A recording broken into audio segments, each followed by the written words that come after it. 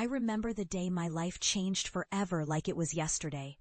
I stood in the bustling heart of New York City, a senior bank executive at the prestigious First National Bank, the very institution that had once dismissed me as just another teller. At 35 years old, I was in a position most would envy, yet I harbored a hidden ambition that few knew about. My journey started in a modest neighborhood where I learned the value of hard work and resilience. But the memory of those early days always fueled my desire for more. I had fought tooth and nail to earn my place at the executive table, but deep down, I was still the girl who had been underestimated, belittled, and labeled just a teller. The sting of that dismissal lingered as I navigated the cutthroat world of finance, always keeping my eyes on the prize. I was fueled by a relentless desire to prove them all wrong. And I had made it my mission to rise above their expectations. My chance to strike back had come when I learned about a secret opportunity to buy the entire branch where I had once started. It was a golden ticket, a chance to take control and show everyone that I was more than just a cog in the machine. As I pored over the possibilities one late night, the fluorescent lights flickering overhead, I could already envision the moment of triumph, standing at the helm of my own empire. I had the funds secured thanks to years of strategic investments and a few daring risks, but I knew I needed someone to help me navigate the final hurdles. That is when I reached out to Mark, my former mentor, the man who had once guided me through the rough waters of finance. Little did I know that he was not as trustworthy as I had believed. He seemed supportive, even encouraging, but I could sense an underlying tension. I had to tread carefully. If you love Helena's journey, like and subscribe to join her next chapter. The deal was a whirlwind of excitement and anxiety, but I locked my determination firmly in place. I approached the bank with all my documents, my heart pounding in my chest, the taste of metal lingering on my tongue. I presented my offer with a steely resolve, only to have Mark's smile fade to a thin line when I announced my plans. "Helena, are you sure this is wise?" he asked, his voice betraying a hint of doubt. I felt a surge of indignation rise within me. But I held my ground. After all, this was not just a transaction, it was my redemption. The board members gathered, their expressions a mixture of skepticism and curiosity.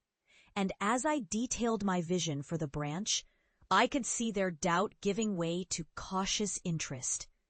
But as the weeks progressed, Mark's support began to feel more like a noose tightening around my ambitions. He expressed concerns, suggested alternatives, and tried to steer me into a different direction that felt far more like sabotage than true guidance. I could not let him derail me. I was so close to achieving what I had aimed for my entire career. I started to dig deeper, peeling back the layers of the web that Mark was spinning around me. The moment I uncovered the truth, that he intended to take the stake for himself, to undermine my progress, it felt as if the ground had disappeared from beneath me. The betrayal struck hard.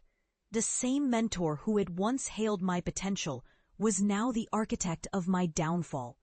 I could almost hear the echo of his laughter, as if he was mocking the girl who had once been too afraid to dream big. It ignited a fire within me that I had not felt in years. I would take back what was rightfully mine.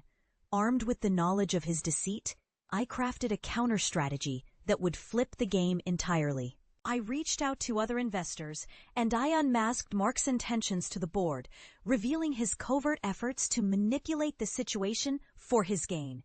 The room went silent, the air heavy with shock. Mark's face grew pale, and for the first time, his confidence faltered. The tides had turned.